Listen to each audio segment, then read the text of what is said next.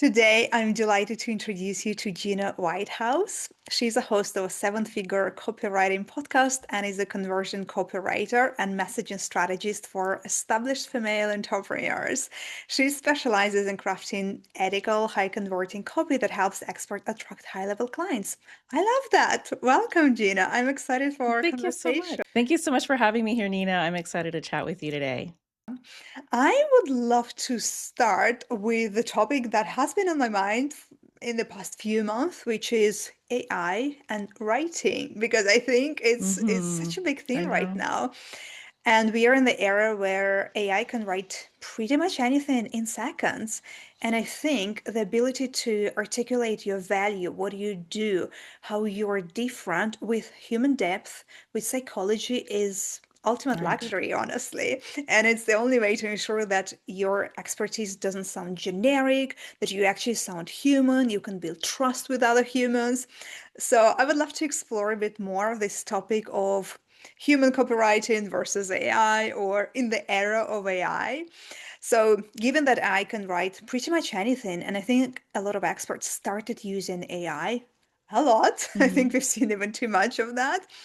So, in your view, why human copywriting is still critical, is needed, and maybe specifically in the high ticket premium type of offers? Yeah, it's a good topic, and it's a topic that comes up a lot when I talk to people. And, people ask me, well, do you feel like AI is taking your job? And I'm like, no, I'm booked. People are still hiring me to write real words for them. And, I think when it comes down to it, AI is great because it can put out really quick content. If you want to use it to write your social media captions or even quick emails, okay, it's not going to take you very long to have it in or output an email for you and for you to go back and make sure it's in your voice, right? Because you always want it to sound like you. It's never going to come out right the first time. Even I use AI for those kind of simple things for my own business. When I've trained it to sound like me, but still it's looking for patterns. So you'll even see that it might give you really great words to use, but if you're looking at other people too, you're noticing that they're using AI too because AI uses certain patterns to write things. So you still have to go back and you have to change it. But when it comes to the level of that premium client, the premium buyer, someone who's spending, who's willing to spend, how would I say, to invest in their business to get, let's say they have something that they're selling, like some kind of high ticket offer, right? That's what we're talking about here. You want to make sure that your buyer that you're trying to attract is going to feel seen and understood. And the only way to really do that is to do the research portion. And this is the portion that AI can't do for you. And this is what distinguishes me from the robot is that for my clients, when they're trying to sell their premium offers, I always tell them, and they want to use the exact language that their clients and customers are using. So I come in, and this is the first few weeks of any large copy project, is I go in and I actually call up or get on a Zoom chat with their most happy buyers, their clients or customers that are very pleased with them. And we do a 20-minute quick interview. And so I have a set of kind of like before after questions that I go through and ask them. And then I'm recording this Zoom chat or this phone call, whatever it is. And then I'm transcribing it and now I'm reading through it and I'm highlighting those things that only they say that AI can't grab. I actually had, it was about over a year ago, I was interviewing a client of a client, and she was expressing to me how overwhelmed she was before she joined this group program. And she gave me, I would say, a word picture that AI was never going to give me. And then she said, I felt like I was in the middle of the ocean drowning, and then someone handed me a baby. AI is not just going to come up with that. So I was able to take that language and now put that on the sales page for this group program so that when someone landed there, they were immediately like, this is me, this person understands me, and that's exactly how I feel. Right. So it's like at the end of the day, what do you want to do? You could put all the information into like ChatGPT and have it spit you out a sales page, which then you're going to have to sit down. You're going to have to make those changes. Do you want to become a copywriter? No, most of my clients don't have time to become a copywriter, right? But what you're doing is you're risking your revenue on that output that AI is giving you. So you want someone to come in and do the real work for you, that's going to grab that real language that you're going to put on your website and your sales pages for your offers, that are really going to make your premium buyer, those people that you're really trying to attract, the right fit clients. You want them to feel underseen and understood. And AI still is just not at that point yet.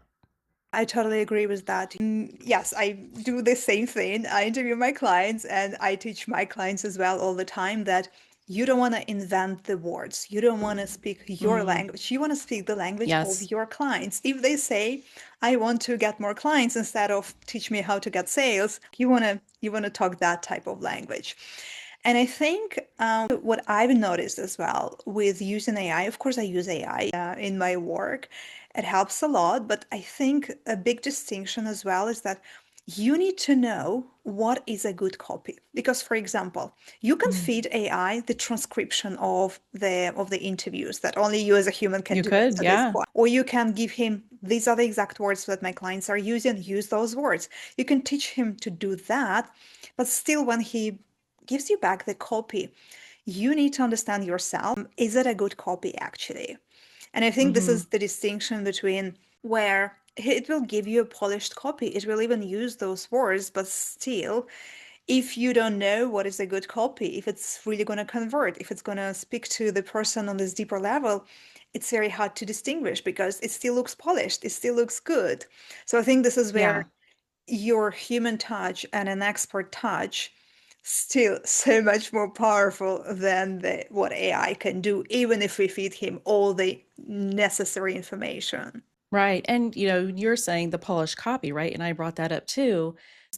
There's the idea that there's the words, but then there's the strategy of how we put the words together and the order that we put it in on a website or a sales page, even in an email, the order so that we lead someone through that customer journey to finally say yes. So it's like you could have all the right words, but if you don't have it in the right order, then that's going to create some of those gaps too, where people might walk away and say no. So, like, there's different levels, right? That we have to look at the copy that's through the actual words and then through the strategy of how it's written and where it's placed on the page. True, yeah, there is so much nuance, and this is, I think, where There people still is. need experts. Like the copywriter is still Mm-hmm. so necessary because you need this nuance, you need this precision because it's all in those tiny, tiny details. Yeah. And then speaking of those nuance and details, can you share just a few examples where you think where what AI is specifically missing, not just in terms of words or something else, maybe, yeah, you just Mm-hmm. mentioned the structure overall, where we are thinking about the copy that's going to be put in front of a premium client who is thinking of investing in an expert. What AI is missing as well, or where do you think AI cannot compete with a human copywriter? Well, and it kind of goes back to the research again. It's like figuring out, what are those real pain points or fears in your customer or client's language. AI does a great job of kind of giving you generalities. If you want to do just some easy research, how does, here's my target audience. How would they feel in these situations, right? But then when you're talking to someone, they may use a completely different word or a word picture like I gave you about being in the ocean and someone gives you a baby, right?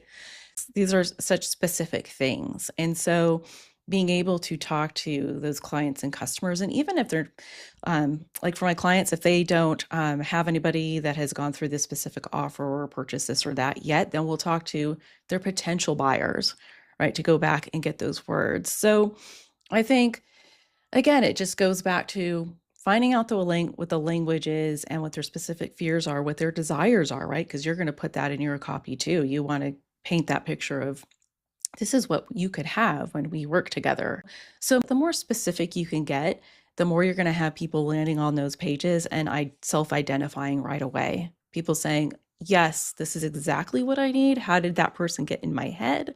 Or no, this is not for me at all, right? And we do want to repel those buyers too, because you want to work with the right fit people, because then Mhm. everything just gets easier and it's more fun. So I think it just goes back again to doing the research and just getting someone to partner with you and really dig in there with you and help you see those gaps that AI is just kind of glancing over. This is where you still need human discernment, expert You do, nuance. you do. Yeah, all of that. Yeah, I love that. Yeah, it made me actually remember about the specific example. It was years back when I was still running a style school. I remember one of my clients was sharing her experience about working together, and she told me, Nina, it's like my world used to be black and white TV, and you gave me full color HD TV. So it was in the styling Mm, example. And then I was bringing this example very often then in my copy because it was just so relevant to all other women. And this is again not an example that AI could ever create for me. So yeah, it's huge. yeah, it's good. That's a really good example. I like that from going. I can imagine like the black and white, the fuzziness TV, and then suddenly the HD comes on. You're like, oh my gosh, I feel like I'm in the picture, right? People see themselves in it, and that's how we want our copy to be at that level, so Yeah. people see themselves immediately, and then sales just come so much easier. I love that. And I think it's actually, I think the distinction is going to be actually bigger and bigger because, yes, right now we have so much content out there because everybody has become a writer. Everybody is posting Hmm. content just because it became so much easier to write. But I think the distinction is going to be just bigger and bigger with the time. This generic, Yeah, polished AI copy versus people who are doing non-assistant writing and writing in their human language with a bit of a faulty logic, some messy words, some mistakes, but it still feels very human. And I think, especially when we are talking about working with an expert and investing in a relationship, investing in a deeper program transformation, you want to create trust before the sale happens. And yeah. this is where you need the human language. You want to communicate that who you are as a real person, what are your values, and AI cannot do that. Yeah. Do you also notice like when you repeatedly, you go back, you go to Chat GPT or whatever you're using, and it's kind of like an echo chamber. It will always tell you that you're right. Right? Like, oh, you're going, it will say to me, Gina, you're on such a good wavelength here. Da, da, da.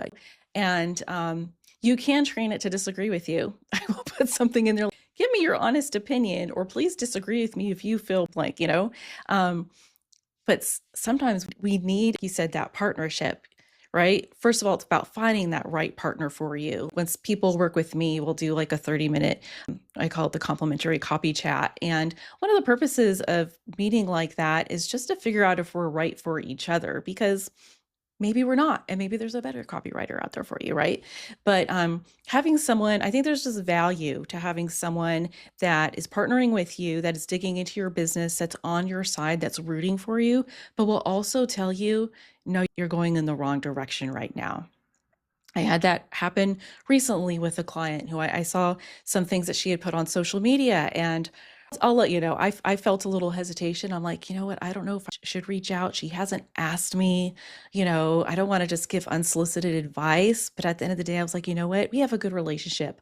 I'm going to risk it. So I reached out to her and I said, you know what?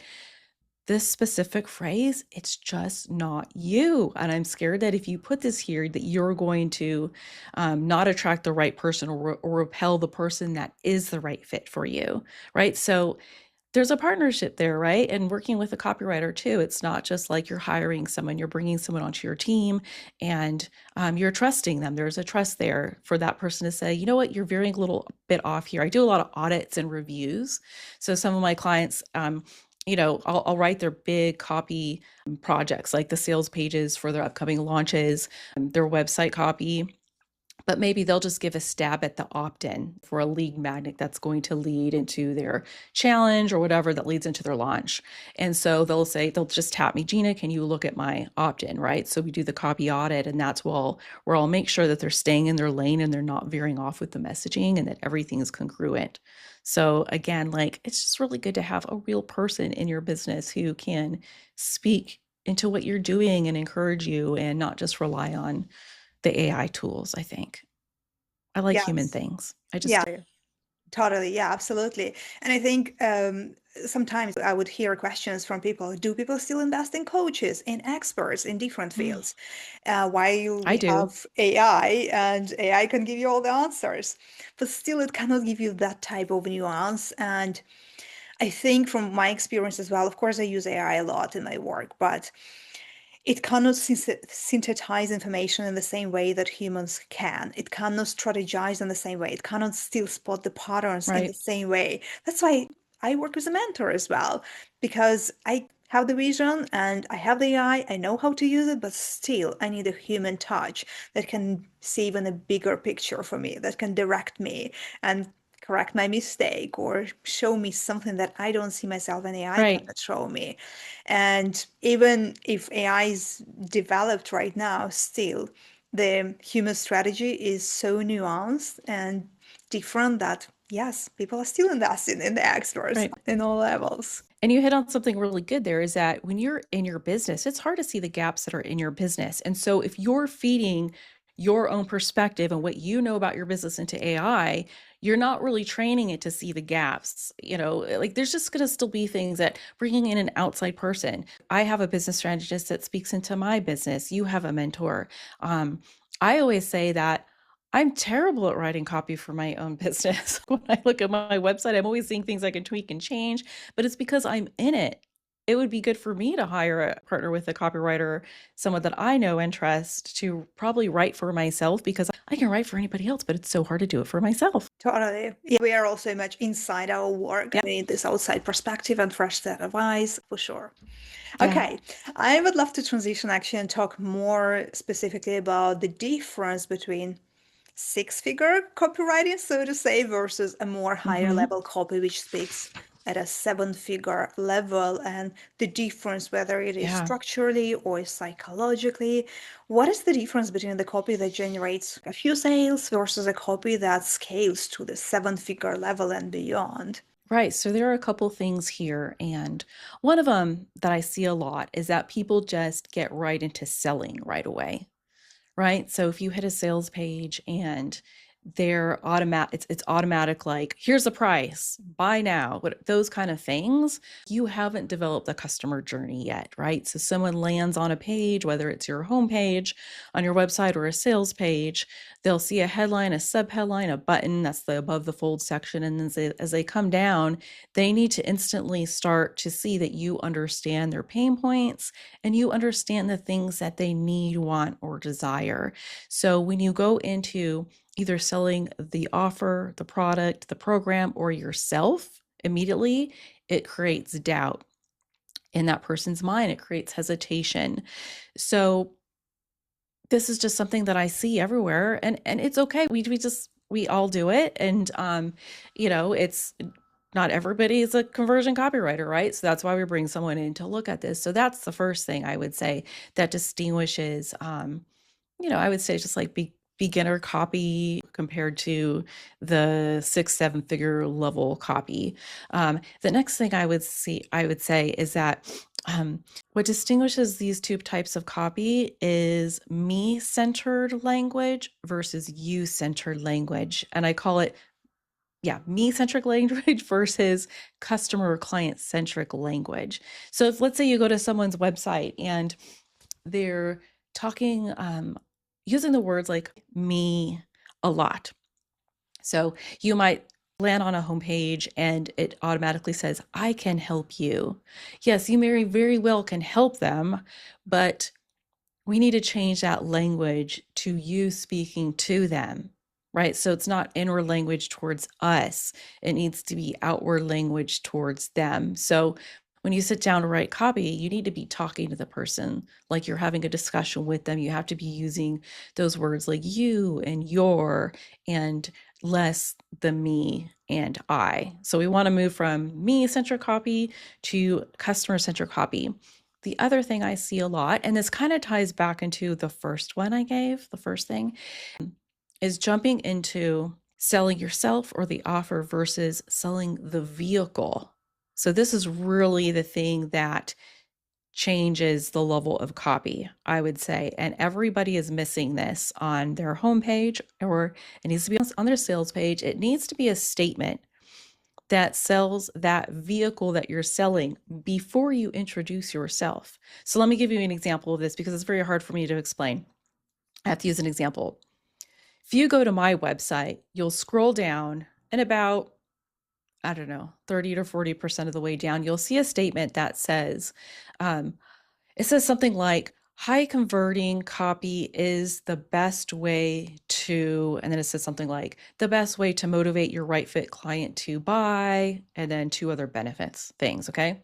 Versus me saying, working with me or working with Gina Whitehouse is the best, most efficient way to write copy or to have copy on your website that attracts the right audience that you want to work for and sell your product, right? So there's a difference. When someone lands there and they saw working with Gina Whitehouse is the best way, that automatically creates doubt and hesitation.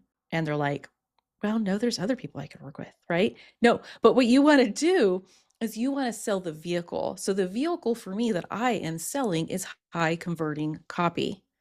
So for other I'm trying to think of some other examples. I can think of one client right now, and she has a very unique framework.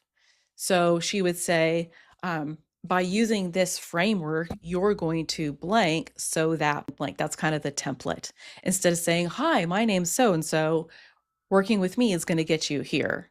Right. So when you have this statement where you're selling the vehicle, then right after you introduce yourself with just a small little about section, and it's basically saying, hey, I'm the person who's going to guide you through that framework.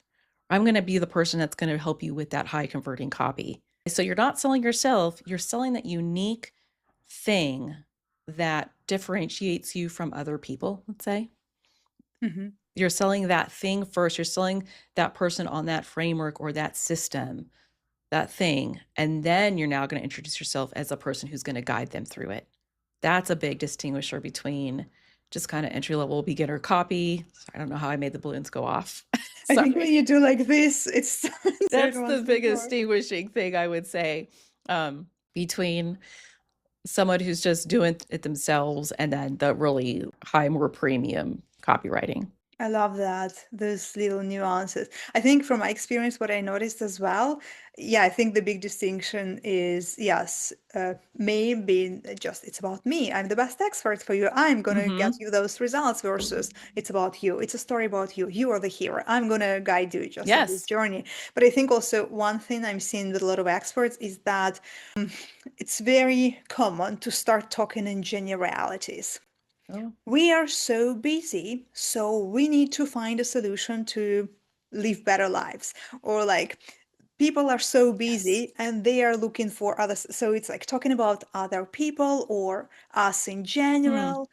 And I love, and usually this is what I correct a lot with my clients as well when they're writing about their post or, yeah, their sales copy as well, is that no, you need to talk to the person. And it's not the whole group of people Yes. who are sitting in front of the screen and reading this Right. copy. So we're not talking, all of you are here today, to da da. No, you're talking to you, to this one person. Yeah. And I think it's very easy. I think what I'm seeing with AI as well, AI would write this general copy that those people doing that, we all need better solutions.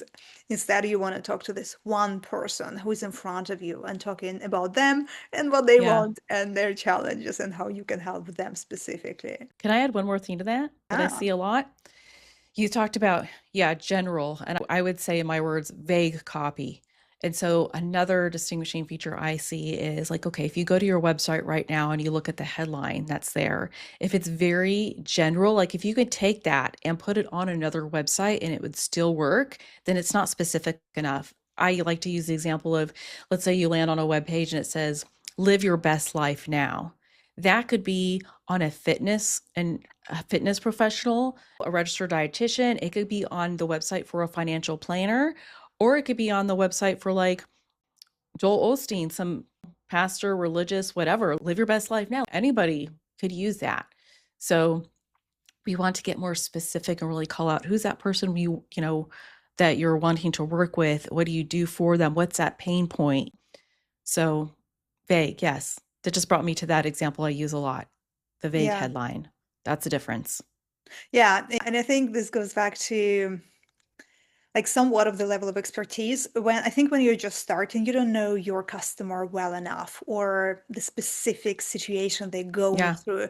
But as you grow as an expert, this is literally your job to know your customer so well. When they wake up in the middle of the night, what are they thinking about? Or in the middle of their chaos during the day, what exactly they are thinking. So you don't want to exactly talk about how they can live their better life. Instead, you want to use the very specific, very, very nitty gritty specific situation that they can visualize right away. And it's like, yes, this is me. Yes, this is literally what was happening to me today. absolutely. Yeah, you're right on about that. One very interesting thing I would like to cover with you is about the difference between persuasive copy and conversion copy. And because we all want, obviously, when we write copy for the sales page, we want it to create conversion. But the difference between this type of manipulative type of copy versus Mm. ethical, because I think this is part of your work that you're doing is you write an ethical copy. So what is this distinction there? Yeah, that's a good question. And I thank you for bringing that up because I think it's really important to talk about what's the difference between ethical copy and not ethical copy. And I think most people want to be ethical, right? I mean, I want to work with clients who want to work ethically. And so the difference between ethical copy and not ethical copy, I will say that ethical copy is clear. And so, like we've talked about, in your copy being not vague, but clear to that person that you want to attract, okay? That's how you're going to get the right fit clients. The way you're not going to get the right fit clients is by being unethical. And what I mean by that is using things like false urgency and false scarcity and manipulative tactics.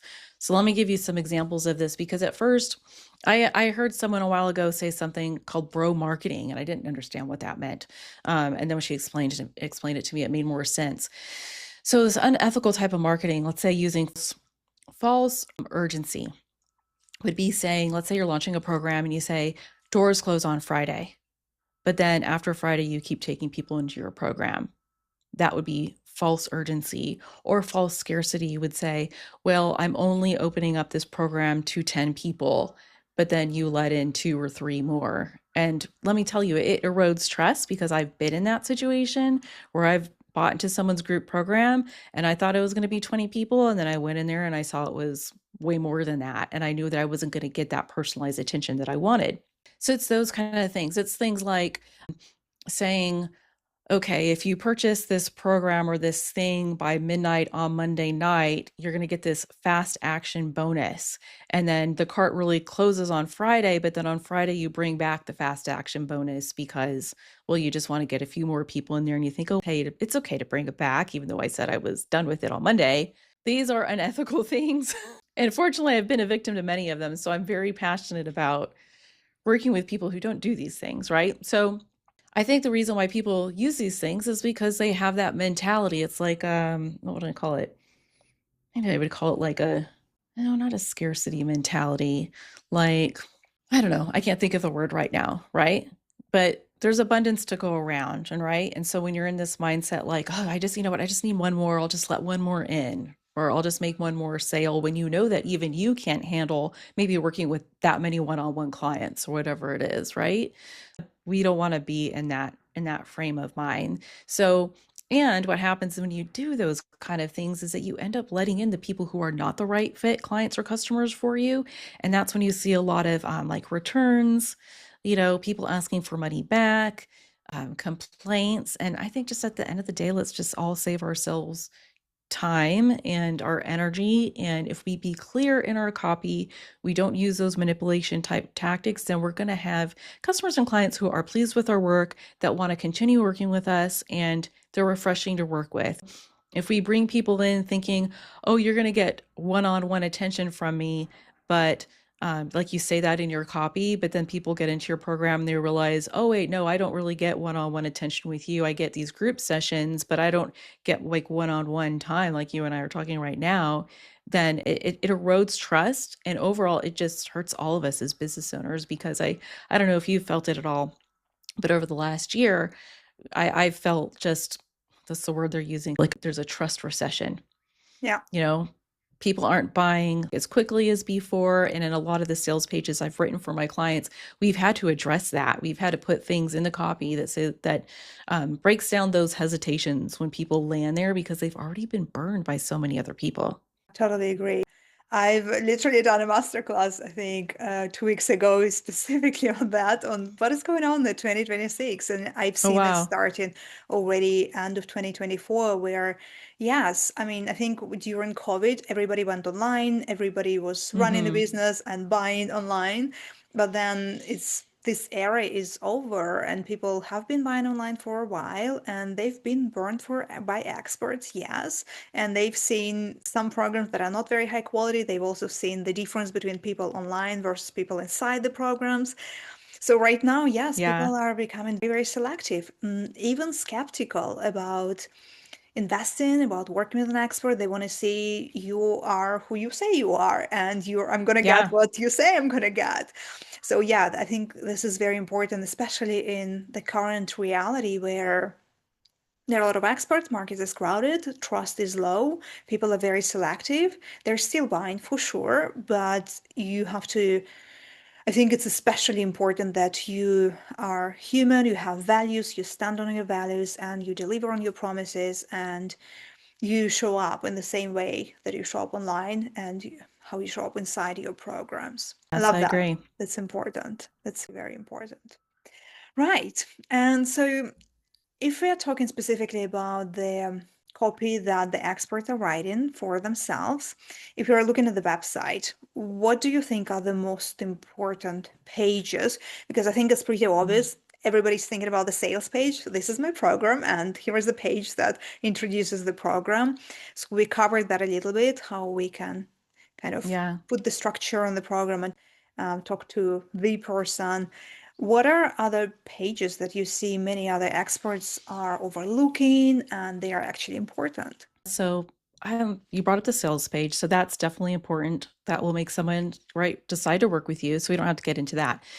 But definitely your homepage, your website homepage, and your about page. So, you think social media, right? Your social media could go away any day, like Instagram, LinkedIn, any of them. TikTok could say, they're like, we're done, right? So we need to always be directing people back to our homepage. And our homepage kind of acts as many things. One of them is like your digital business card. When people want to find out about you, that's where they're going to go first. And that's really where you want to be driving everybody back to, right? From you want to, even in your emails, go back to the website, and from social media, go back to your website because it's your home, it's your home base. So if you can imagine, let's say you go up to someone's house and you step up to their front door, you're looking around and you're deciding, like, do I really want to knock and do I want to walk in? So this is what your homepage is, right? And again, it's a great asset that you're using where you want to basically let people self-identify with if you're the right person to work with, if they want to learn more, or if no, they want to go somewhere else. Okay. So it's kind of like a brief intro to who you are, who you help, um, showing again that you understand what your target audience is dealing with, what their struggle is, giving them a little bite of the services that you provide. Right, you're not going to add everything in there, but just giving a little bite of that. So that's very, very important. I actually had a call with someone last week, a potential client, and um, she had someone like quickly write just the homepage copy for her. It was like a friend, okay?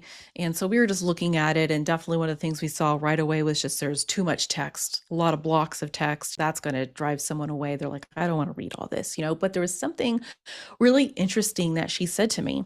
So with her service, she does like virtual online sessions, but she also meets with people. And I asked her, I'm like, are you meeting with people in your house? And she's like, well, right now I'm doing mostly virtual. But she said, I really would like to lease a place for my business. But then she said, but the people who own these places, the first thing they do is they go to the homepage, they go to the website to see if it's a legitimate business. And I don't work with a lot of brick and mortar businesses. I work with a lot of service providers, and many of them have some kind of product they sell to a physical product or some kind of digital product. But that just turned the light bulb on for me too. Your homepage, it doesn't just affect that person that's coming off of social media or that person that you give a business card to, it affects like when you're going to go try to find a place to rent for your business because people are going to want to know, is this a legit business, right? So again, the homepage is so important. And then the second page is your about page. And this is the one that most business owners look over. 52% of people who land on your homepage are going to go to your about page next. And especially in this age, a lot of people want to know even things like, what do you stand for? What are the things you're passionate about? Okay, you think of like, was it Tom Shoes back in the day that when you buy one pair of shoes and Mhm. they give another second pair of shoes away to someone else, right? So there's those kind of things. But beyond that, people are looking at your about page again to see if you are the right fit person to work with. So your about page, most people don't know this, but it is your secret sales page because it builds trust with the people that are looking to work with you. So it's not a page that you're going to use just to share your hobbies or give your credentials or say that I went to this university or this school or I have this certification. It's not a place where I'm not saying you can't do this, but it can't be the place where you only share about cats and dogs. Okay. Like your family. It has to share your story, but in a way that it's not about you, but it's about them. So I have a very specific formula I use to write the stories so that it not only shares your story, but it elevates you as the expert, but then you turn it around. So now you're talking to them and you're telling them, this is why I can help you. This is how I went from point A to point B. And now this is what you get when we work together. And then you have to have a call to action. That's something a lot of people miss on their about page, is a button that leads them to that next part of the customer journey. And then you can have like a short bio in there. And you can, like, if you went to my about page, you'll see, well, I have 2 kids and I'm married and all those kind of things. But it's right, it's not the focus. You want to draw someone in. You want to show that you've gone through a similar struggle or challenge that they have. And therefore now you can help them because of this, this, and that. So it is a sales page, and most people Mhm. don't treat it like that. But if you don't have it written in that way, you could potentially be losing sales, which is crazy. I know. So, anyways, I think those are very So, important pages and they're yeah. overlooked, especially the about page. Yeah, okay, that's very interesting. Yeah. And if you're thinking about writing the sales copy, obviously people can hire somebody like yourself, but if Yes. they want to write it themselves, do you have like a couple of tips? If you're writing your own copy, Mm, something, how do you go about it? Because most of us are not natural writers, and I think we rely too much on AI. So how do you write a good copy by yourself when you're not an expert, but you kind of want the copy to yeah. sound good, to talk to the right person? Well, first, you do your own research. You go and you talk to your happy clients and customers. You gather testimonials. You have to have testimonials for social proof on your sales page, but you can use that language from the testimonials also in your sales page when you're writing. Okay, so that would be the first thing. Don't just assume that you understand um, like 100%, that you don't 100% understand your target audience, right? Taking the time to actually ask them questions and research will get you closer to that 100%. The second thing, and we've already touched on this, is make sure that you're writing customer centric copy, client centric copy, that you are talking to them and that you're not talking about yourself. So I would say right now, if you have a sales page that you've written or even website copy, I would go back and just circle how many times or highlight everywhere where you use the word I or me and do your best to change it to a or your. Now, you're not going to be able to do it in 100% of the times, but if you can get 75% of them changed, that would be great. And then um, after you're done writing, read through it and get rid of about 25 to 50% of the copy because most likely you wrote too much. And I do that for myself and for my clients. I just brainstorm and I just dump it all out and I get that first draft out and then I go back and I cut almost half of it. There's that. You also want to look at how, once you're done writing, you want to look at how it visually lays out on the page. So, for instance, you'll have your above the fold section, and then when you scroll down the screen, you're going to have your pain point section, and maybe you'll use bullets. But then after that, you'll have your what I call the desires section, where you're going to be talking to their wants and desires. And this is, imagine what your day could look like when you wake up and this is what you have, right? Maybe that will be a short paragraph. So what a point I'm getting at is you're not going to have bullets and bullets or paragraphs and paragraphs. You want to visually change the way it looks so that the eye wants to scroll down, right? Because if it's just a lot of text or a lot of paragraphs, again, someone just will go to another page, right? So you write your copy. Also ask yourself, when my target audience lands on this and reads it, will they feel seen and understood? So that's another question to kind of filter through. And then when you lay it on the page, do another filter. Okay, how does this look graphically? Is this going to entice the eye to go down? So this would be my first top tips to get started if you're going to write your own. Beautiful. I love that. Yeah. Well, thank you so much, Gina. That was beautiful. I love so many takeaways and so many practical tips that I think people can start using right away. We're going to put in the show notes where people can find you and your work and how they connect with you. Is there anything else you want to cover before we wrap it up? Not really. I would just say I have a seven-figure copy podcast. So that's a really great place to go. And if you're at that stage right now where you are writing your own copy, season one is great for you because we do a lot of how-tos, a lot of before and after examples. The theme for season one was how to set yourself up as an expert in your copy. And then season two is all about sales. And so that's a great place too. If you're at that higher level too, where you're really looking to draw in those premium clients and customers. We talk a lot about sales pages. We talk about how to um, like write ethical copy, or the difference between, again, ethical copy, not ethical copy. We've got a lot of great conversations there. So season two is all about how to get someone to say yes. And season three will be premiering at the end of February. And that one I'm really excited about because we're going to talk about, and this is something I see a lot, is when my clients come to me, they say, Gina, I know that what I have to offer is really great, but the words on the page are just not matching the caliber of my work.